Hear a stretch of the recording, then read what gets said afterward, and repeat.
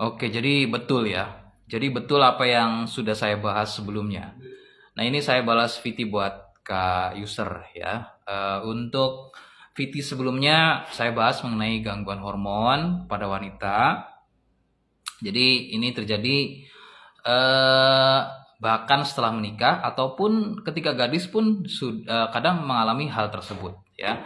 Dan ini biasanya selain faktor genetik ya, karena memang sebagian wanita ada juga yang mengalami keluhan tersebut. Jadi head berkelanjutan ya, artinya tidak berhenti bahkan dalam waktu misalnya sudah 2 minggu tapi tetap berkelanjutan pendarahannya ya, headnya.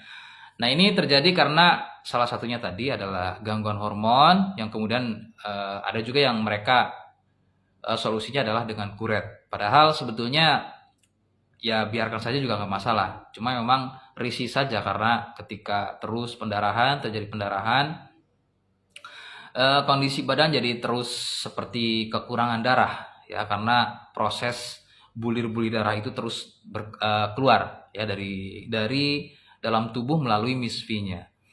Nah, memang banyak yang akhirnya khawatir ini dia mengalami keluhan seperti ini, akhirnya panik, ya was-was, dan kemudian konsultasi ke medis dan dilakukan tindakan. Nah, memang biasanya ada yang mereka solusinya dengan cara kuret, ya. Dan padahal tidak harus dengan kuret karena kuret juga mungkin tidak harus itu adalah solusi yang bagus karena bisa jadi kedepannya mungkin ada yang namanya efek lanjut ya.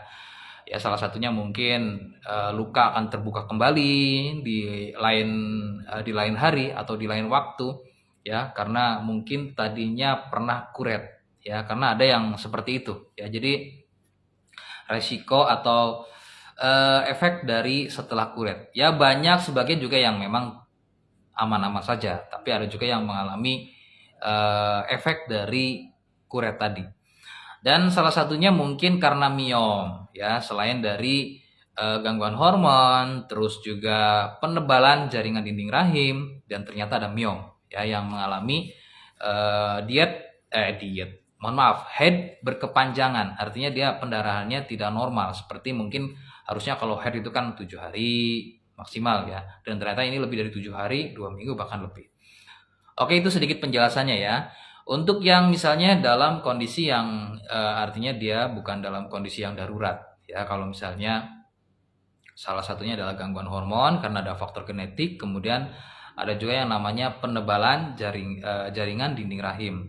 Ini biasanya mungkin ada yang solusi yang bagus, dia menggunakan cara rebus daun sirih, itu bisa nih ya. Atau dari saya ada produknya PPK, jadi ini terbuat dari sirih merah. Nah, apakah sirih yang hijau juga bagus? Ya, sirih hijau bisa. Jadi tinggal direbus aja, ya lebih mudah, banyak ya. Sirih hijau di pasar-pasar juga banyak, itu bisa. Cuma mungkin harusnya yang sudah menikah ya, yang sudah menikah sudah punya anak. Karena kalau misalnya dalam kondisi yang masih gadis, belum punya anak, kalau terlalu sering untuk konsumsi sirih ya, rebusan daun sirih itu kurang bagus. Jadi nanti untuk kesuburannya berkurang. Efeknya hanya itu saja ya. Tapi kalau misalnya sudah punya momongan, itu saya kira kalau misalnya itu terjadi lagi, silakan saja menggunakan rebusan daun sirih, atau kalau dari saya ada ini ekstrak daun sirih merah. Kalau dari saya sirih merah lebih bagus. Ya kalau misalnya mau produk ini dari saya, silakan, harganya 150.000 ya. Adapun paling simpel, murah juga bisa menggunakan sirih hijau, silakan ya. Sirih hijau juga nggak apa-apa.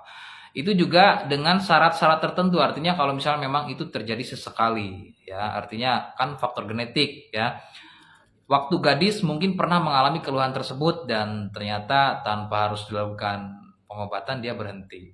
Dan ternyata terjadi lagi setelah menikah, kan misalnya jaraknya 5 tahun atau 10 tahun, dan ternyata sekarang terjadi lagi ya, kemudian mengalami hal tersebut lagi, itu berarti bukan dalam kondisi yang darurat ya. Apalagi kalau misalnya riwayatnya belum pernah kuret, itu saya yakin masih bisa lah ya ditangani dengan ya paling cuma dengan rebusan daun sirih, itu bisa. Tapi dengan syarat itu ya, jadi terjadi sesekali. Kalau misalnya ini terjadi secara berulang dalam waktu yang berdekatan, kayak contoh sebulan kemarin juga mengalami hal demikian dan ternyata sekarang mengalaminya lagi setelah 2 bulan kemudian, itu harus hati-hati. Jadi harus cek ke medis karena bisa saja dia mengalami keluhan radang panggul ya, seperti yang sudah saya jelaskan di video-video sebelumnya. Radang panggul ini bisa terjadi yang namanya kehamilan etopik, jadi harus hati-hati. Ada yang namanya hamil itu di luar kandungan ya.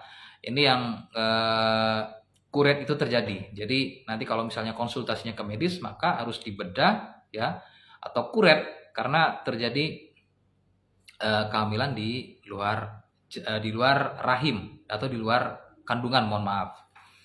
Nah, itu adalah untuk efek dari radang panggul ya.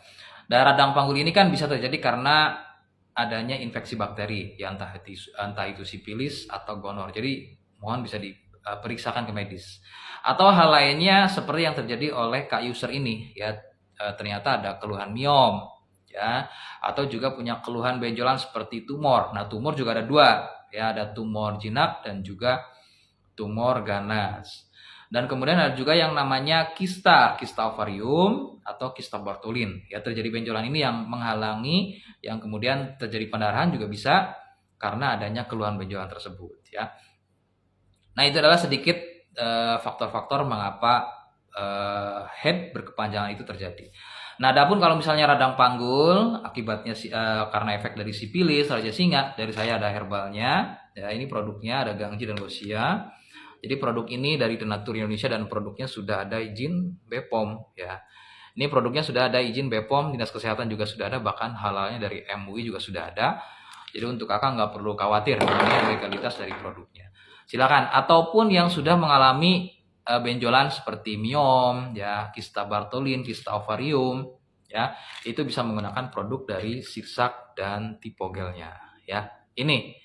Jadi kalau dari saya ada solusinya selain medis, tapi memang rekomendasi utama tetap ke medis. Silakan kalau misalnya biayanya mapan, silakan ke medis ya.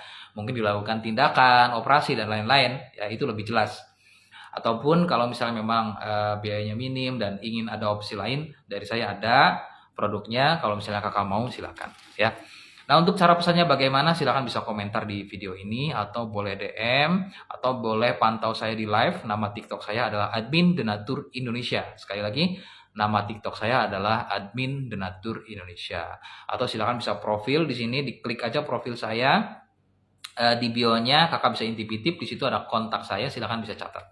Oke, itu adalah beberapa opsi bagaimana agar kakak bisa konsultasi dengan saya atau bisa tanya-tanya produknya. Silakan ya. Terima kasih. Semoga informasinya membantu. Assalamualaikum warahmatullahi wabarakatuh.